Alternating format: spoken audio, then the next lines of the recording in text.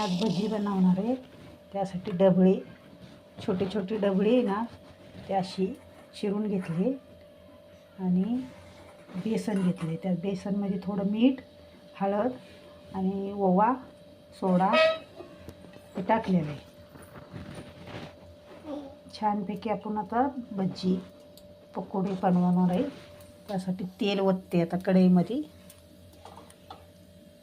असं.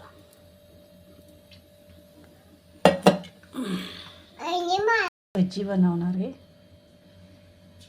अशी.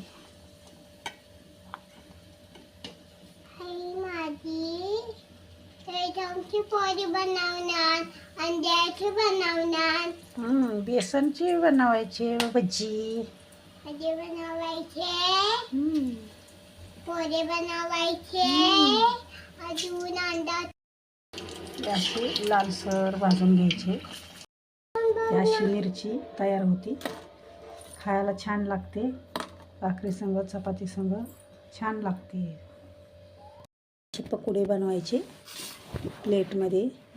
असे तुम्ही कोरडी मिरची खाऊ शकता, कारण तिखट लागत नाही ती मिरची.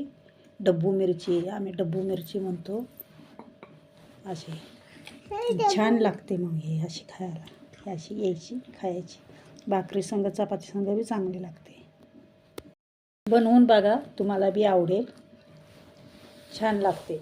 बारीक मला